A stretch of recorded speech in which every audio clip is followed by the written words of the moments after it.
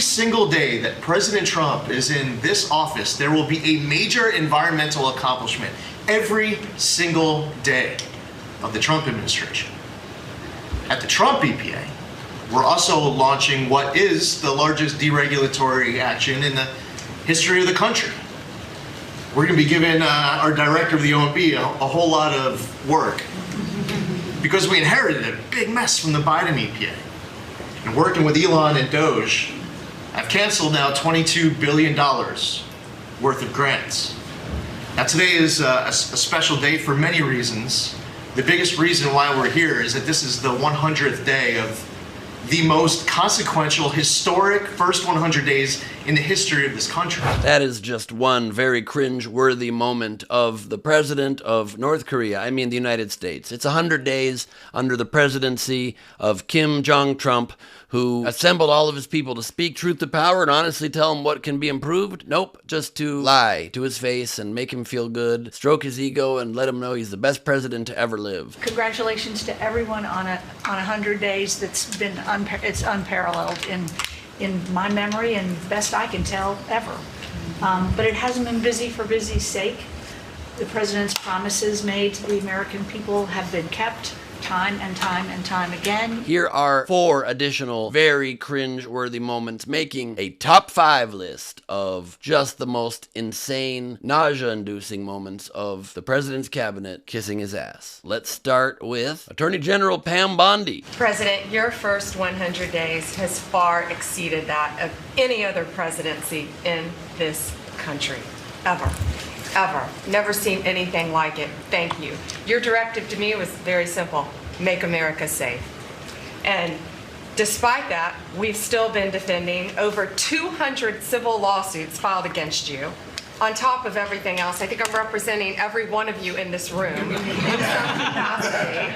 And no, you will not be arrested by the U.S. Marshals. Seems like she had her hair covering her face so that she wouldn't be caught really fully on camera, just lying to the country. President, she always says president, by the way, not Mr. President. President, your first 100 days has far exceeded that of any other presidency in this country ever. Never seen anything like it. The ever really seemed like a bit too much, like you were taking it a step too far and really kind of over-exaggerating your compliments, which really doesn't sell it as well as you might think it does. My next most cringeworthy moment was Treasury Secretary Scott Bessent, who sort of admitted things aren't going well in the most bull way possible. Sir, it's been a momentous 100 days with you at the helm, and I view this 100 days as setting the table for peace deals, trade deals, tax deals.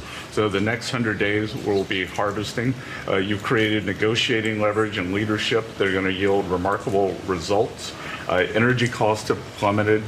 Mortgage rates are down, food costs are moving lower, and American families are finding their financial footing again. Sir, it's been a momentous 100 days with you at the helm. I view this 100 days as setting the table for peace deals, trade deals, tax deals. The next 100 days we'll be harvesting. Ooh, nice farm analogy to make the point that actually nothing has been achieved so far of any consequence. Because an amazing 100 days might involve stuff like accomplishing the things that were promised to be accomplished in like a day, or in the first 24 hours, or before he took office. And that is not what we are getting. Next on the list of insanely cringeworthy moments is Interior Secretary Doug Bergam. This man ran against Trump because he didn't believe Trump was fit for office, and instead he says, they're so proud to be serving with you. Everybody I've met, whether it's in a coal mine or at the border, law enforcement, the one thing they say on those trips is, please thank President Trump from all of us. Everyone he's met, everybody he's met, whether a coal miner or the border. People aren't the border, by the way. Law enforcement, the one thing they say is, please thank President Trump for the change you're making. That's the only thing. Not there's other things we need help on. Not nice to meet you, sir. Not it's a hot day. The one thing they're saying is, please, just with your last breath, thank President Trump for us. He needs the encouragement. Clearly his ego needs a little stroking. It's really super gross. The next one on my list of top 5 moments is Special Advisor to the President, Elon Musk, wearing 2 hats like a real idiot. Well, Mr. President, they say I wear a lot of hats. It's true. Even my hat has a hat.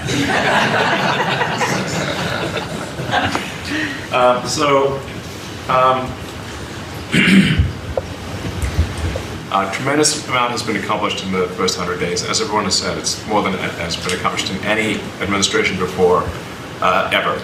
Period. Oh, yes, that is totally accurate, as everyone has said. Yes, yes. It's more than has been in any administration before, ever, period. Did he give him a note ahead of time, like use a bunch of extra evers, just so people know the most ever done, ever, the most ever done. So extra special ever, no takebacks, period. You're the greatest. It portends very well, but I have to leave immediately and stop working for this government because it's ruined my life. People are setting my cars on fire. He says that in the clip. Take a look at that part. You really have sacrificed a lot. Been treated very unfairly. Well, they do like to burn my cars, which is not great. You know, could be better. So other than 71% reduction in sales of my company, and then people setting our cars on fire, and me only getting rid of $150 billion when I said I'd get rid of $2 billion, and me getting out quickly, very, very quickly, because it was a total failure, and I've gotten rid of a lot of spending that people relied on or that kept our country safe or our image good abroad, and we've also increased spending in other areas, actually, therefore not really cutting spending at all. So it's really just a real move we've done. So thank you for this. Can I leave now, or do I have to wait till the meeting finishes? The last one, and then I have a bonus surprise for you, but the last one on the official list of top 5 moments, and really it's 6 because I gave you a free one at the beginning, is Vice President J.D. Vance, who is certainly the most afraid of Trump and definitely the most kiss-assy of them all, and that is a very, very high bar. You sit in the Oval Office and you see these portraits of presidents past, and let's be honest, most of them have been placeholders. They've been people who've allowed their staff to sign executive orders with an auto pen instead of men of action. And the reason the media attacks this administration as chaotic is because the president is solving the problems the American people set about to solve. He's actually doing the things that he promised that he would do. And Mr. President, it's been an honor to be part of it for the past 100 days. He says you sit in the Oval Office and see these portraits of presidents past. Let's be honest, most of them have been placeholders. Not a man of action. People see it as chaotic because we're solving problems. That's what it is, yep.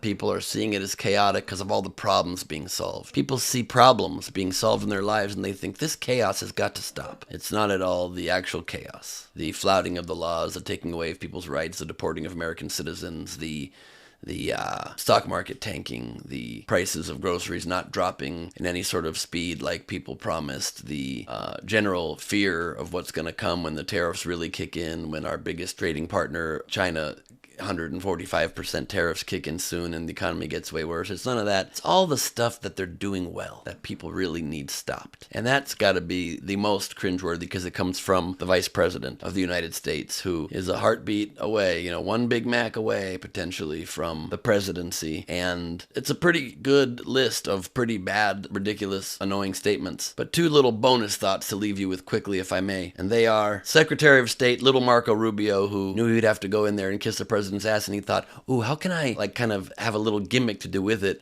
as well, and did this. In the first 100 days of the 47th presidency, 47 wrongfully detained Americans have been returned to the United States, thanks to your leadership and the diplomacy that was exercised to make that happen. 47 for the 47th president in the first 100 days. And that's all credit to you, Mr. President. Oh, really cute. In the 47 days of president, you got 47 Americans released from wrongful detention. That is true. That's a good thing that Trump has done. I just would like to also point out there are still American hostages being held in Gaza, and I would like to also point out that he's also taking some American citizens out of the country without due process, which, does that get reduced from the numbers? Because then it wouldn't, the 47 cute number thing wouldn't match. I just want to be, if you're doing a cute number gimmick, I just want to make sure we are accurate to it. And lastly, one little bonus final clip for you. That was a Freudian slip for the ages. National Security Advisor Mike, I accidentally let all of the press corps in on our war plans waltz, who said the following. Mr. President, in the last 4 years, the world experienced a total lack of zero leadership under Biden. And then we've had 100 days of your leadership with respect, with strength, starting with there'll be all hell to pay if you don't let our people go. I'll repeat it. Mr. President, in the last 4 years, the world experienced a total lack of zero leadership under Biden. There was too much leadership. The world had no zero leadership. And now under you, sir, President Trump, we have zero leadership back in the White House. That lack of no leadership is gone, and we finally have a man who doesn't lead, doesn't take responsibility for anything he does, and blames the other guy for everything. And it's an honor to work under you doing nothing good, sir. I agree with that. I agree. Thank you for this honor. And thank all of you for watching. I'm Ben Glebe, and this has been the most amazing video ever made, ever, in the history of America. And I know that as far as I can tell, or as far as memory goes. You can subscribe to my podcast, Last Week on Earth, with Ben Glebe, the world's greatest podcast. Everybody's saying it. Everyone's saying it. I'm sorry for throwing you the Trump voice last second. Good night.